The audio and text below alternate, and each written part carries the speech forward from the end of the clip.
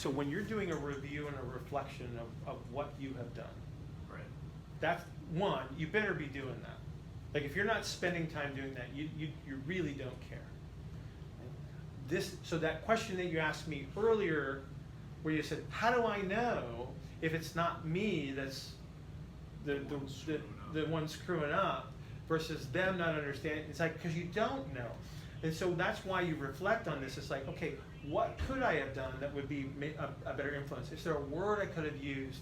Is there some element of the rapport that was a negative influence? Was it their limited understanding, or the fact that they don't have a vocabulary of what movement feels like? Right? There's so many potential influences, but when you start to look at what you've done, that's where you figure that stuff out, because the next time then it's a little bit different and it gets a little bit better, and then the next time it's a little bit different and it gets a little bit better, and so on and so on and so forth. That's how you're going to improve, because you will never know what the influences are. Sure. When somebody gets better in here, I have no idea why, because I'm playing off probabilities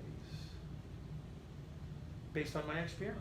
I'm a guy, so I see like 6 colors. But do you think even when you do like the reflecting and almost passing judgment off of like your actions, that's almost like putting a boundary between things? Because now you're not really looking at the entire system. Like you are, as in like, I did this and this is how the system responded, but you're still looking at I did this, not the system did this and so therefore the system did that. You know what I mean? Right. So now we're back to talking about the probabilities, because again, I can only perceive so many influences. There are so many things that we have no control over that we don't even recognize. Sure. You have to appreciate that. Yeah, for sure. And so I'm playing probabilities. And so what are the elements that I potentially influence? Take me out of the equation and I don't know what's going on in here. Right? If I'm not in the room, I have no idea what's happening. Sure. So I have to look at my perceptions of what happened. And that's what I'm reflecting on. It's like, how can I impact this environment? How can I impact the behavior of my client? And so that's why I reflect on me, right? And it's like, okay, I did something, and then they responded a certain way. And then it's like, oh, I got what I wanted. Make a note. Next time this comes up, do that thing again. Okay? Now, if 4 out of 5 times when I do that thing I'm successful, I'm going to keep doing it. If I only got 1 out of 5, I'm probably going to rethink my strategy. So So I'm always playing probability, because I don't know what the outcome's going to be. when you're going Ever. through that process of, okay, this happened, so therefore I'm going to do this. I know you don't like making generalized statements, but aren't you essentially making a generalized statement? Yes. Like, all right, here's a category of like what could happen. So category is a great word. So what you're doing is you're creating this catalog of potential influences, right? Is there a set number of those? No. It's all based off of you. Like, you determine what that is. So maybe my perception was, I wore a red shirt. And what if they don't like red? Why don't we allow facial hair? Because of the potential for a Right. It's like, and some people don't care. There's visuals. So you only have one opportunity to make a good first impression. Sure. So let's just say that 1 out of 10 people don't like facial hair. The other 9 don't care. But you have a beard, and that one person you fell with because you have a beard. But it would be a rare occasion that someone would come in and say, "Oh, I don't really like clean-shaven faces." Again, I'm looking for every opportunity. But they're in the category of that's now the category of like people who don't like beards, therefore I fail, or the system responds unfavorably. Right.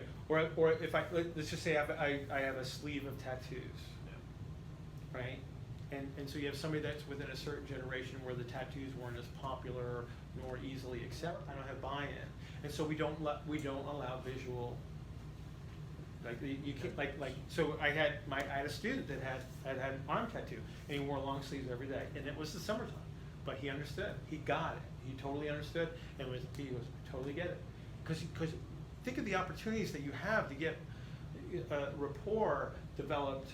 You got seconds to minutes, maybe, during a subjective to say, I'm here to help, and you can trust me. That's what you got to get, right? Because if you don't have that, you got nothing. Because then it's just a struggle. It's a battle. It's like they're defensive. They're sitting there with their legs crossed, their arms crossed, and they're in defensive postures all day long, and you just can't work through that. Yeah. Right? Like somebody doesn't put the defense down. It's like, good luck. So if you see crossed legs, crossed arms, and a lean away, well, it's going to be hard. It's just hard. Like, it doesn't mean it's going to be bad, but maybe you tell the wrong joke at the wrong time. Known to do that. Well, me too, because I will always default to humor in an attempt to establish rapport. Right. So you'll hear me say things like, "What sports did you play in school?" Because I want to know, because now I can relate. I have some way to relate to them, right? Oh, I played field hockey. I never played field hockey, but I've seen it. But that's why I'm just looking for an edge. Somebody walks in and said, "You know, I do jiu-jitsu 3 times a week." And say, "Cool," because I actually studied tapes of jiu-jitsu because I wanted to understand it, because I like to watch the UFC and I wanted to know what they're talking about, right? And so I would watch tapes of that stuff. But now I get somebody that comes in and they start talking about, I say, okay, so if you got somebody in guard, blah blah blah blah, and I can carry on that conversation, and now we have rapport. Right. So, and I'm always looking for elements of that. And the nice thing about having done this for 30 years, I've had a lot of exposure to a lot of different things. So if you come in and you say, oh, I do dressage, awesome. I worked with 2 people that did, that's the big horses, the show horses, where they do the fancy stuff. Oh, that's right. Not exactly. Right, but I've also worked with equestrians and stuff like that. But again, it's like I've had enough of this. Like when you're 1 year out, you got nothing to work with, right? But now it's like 30 years. Like students come in, they're just, how did you know? Because I've worked with somebody that did that. It's like 30 years you accumulate stuff.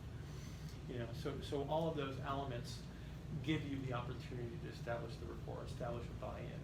You know, and again, all we're trying to do is we're just trying to get one system to relate to another. And anytime we can get on the same wavelength, literally on the same, like, you know how brains work, right? When they communicate, it's like if I can do